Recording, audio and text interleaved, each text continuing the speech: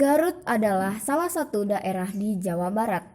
Merupakan daerah yang subur dan memiliki banyak tempat wisata. Salah satunya adalah Situ Bagendit. Dan cerita ini adalah mengenai asal-usul terbentuknya Situ Bagendit. Pada zaman dahulu kala, di sebelah utara kota Garut, ada sebuah desa yang penduduknya kebanyakan adalah petani. Karena tanah di sana sangat subur dan tidak pernah kekurangan air, maka sawah-sawah mereka selalu menghasilkan padi yang berlimpah ruah. Namun, meski begitu, para penduduk di desa tetaplah miskin kekurangan. Hari ini masih sedikit gelap dan embun masih bergayut di dedaunan. Namun, para penduduk sudah bergegas menuju sawah mereka. Hari ini adalah hari panen. Mereka akan menuai padi yang sudah menguning dan menjualnya kepada seorang tengkulak bernama Nyai Endit. Nyai Endit adalah seorang orang terkaya di desa itu. Rumahnya mewah, lumbung padinya sangat luas karena harus cukup menampung padi yang dibelinya dari seluruh petani di desa itu. Iya, seluruh petani. Dan bukan dengan sukarela para petani itu menjual hasil panennya kepada Nyai Endit. Mereka terpaksa menjual semua hasil panennya dengan harga murah. Kalau tidak ingin cari perkara dengan centeng-centeng suruhan Nyai Endit. Lalu, apabila pasokan padi mereka habis, mereka harus membelinya dari Nyai Endit dengan harga yang melambung tinggi. Wah, kapan ya hidup kita berubah? Saya sudah tidak tahan hidup seperti ini terus. Kenapa Tuhan tidak mengukup si lintah darat itu ya? Jangan keras-keras atuh. Nanti ada yang dengar. Kita mah harus sabar. Nanti juga pasti ada balasan buat orang yang suka nganiaya orang lain. Tuhan mah nggak tidur.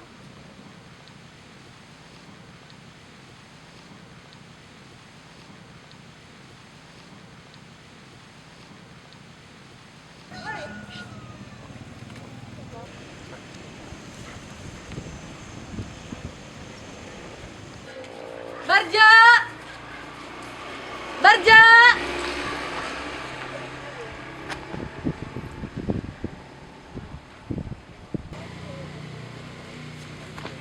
Bagaimana? Apakah semua padi sudah dibeli?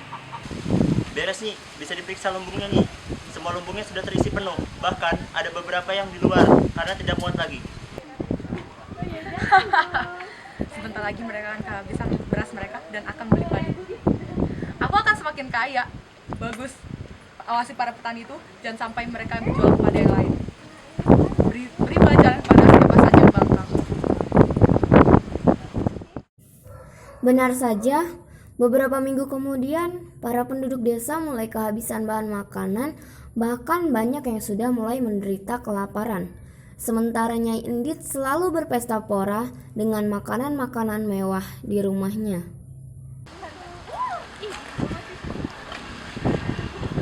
Aduh Bu, persediaan beras kita sudah menipis. Sebentar lagi, terpaksa kita harus beli di Nyai Endit. Kata tetangga sebelah, harganya 5 kali lipat dari yang kita jual dulu. Bagaimana nih Bu? Seharusnya kita bisa membeli keperluan lain. Ya Tuhan, berilah kami keringanan atas beban yang kami pikul. Begitulah gerutuan para penduduk desa atas kesewenang-wenangan Nyai Endit. Suatu siang yang panas, dari ujung desa nampak seorang nenek yang berjalan terbungkuk-bungkuk. Dia melewati pemukiman penduduk dengan tatapan penuh iba. 1, 2, 3. Aduh, kasihannya para penduduk. Hanya karena satu orang mereka pun susah. Hal ini harus aku selesaikan.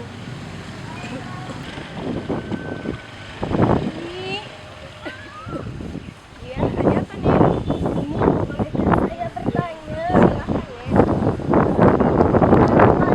Orang terkaya di desa ini. Oh, maksud nenek ingin? Sepertinya iya. Nenek tinggal lurus, terus ada pertigaan, nenek belok kiri.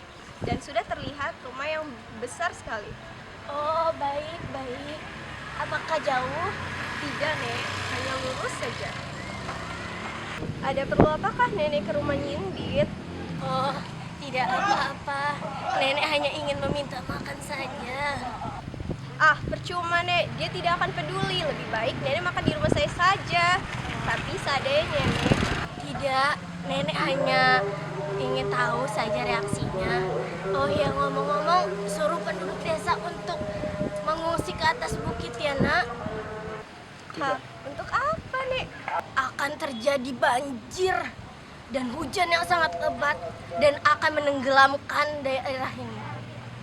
Baiklah, Nek. Saya akan menyuruh pada warga untuk mengungsi di daerah bukit.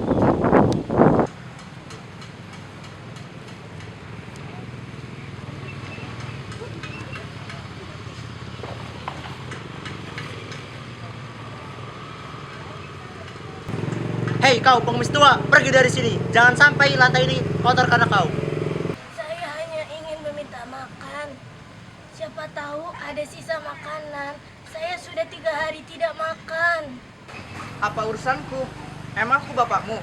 Cepat pergi dari sini sebelum kami usir. Cepat.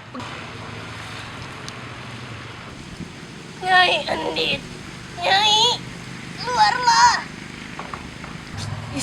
Siapa sih teriak-teriak di depan rumah orang? Tunggu orang makan aja. Heh, Natua, siapa kamu? Teriak-teriak aja depan rumah orang. Saya kemari untuk minta makan. Saya sudah 3 hari tidak makan. 3. Lah, kok gak makan minta sama saya? Gak ada, cepet pergi dari sini. Ntar lalat, nih mbak kamu is. Endit, selama ini Tuhan telah memberimu banyak rezeki yang berlimpah. Tetapi kau menghambur-hamburkannya. Kau kikir. Banyak penduduk desa yang kelaparan karena ulahmu.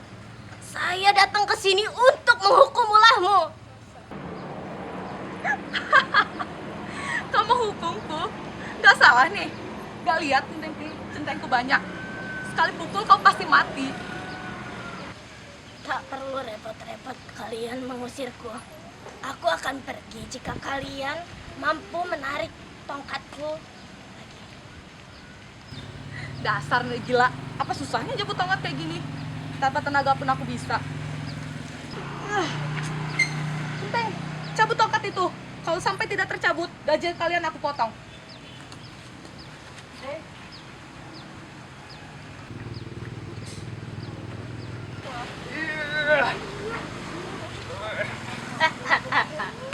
Hanya segitu kekuatan kalian. Lihatlah, aku akan mencabut tongkat itu.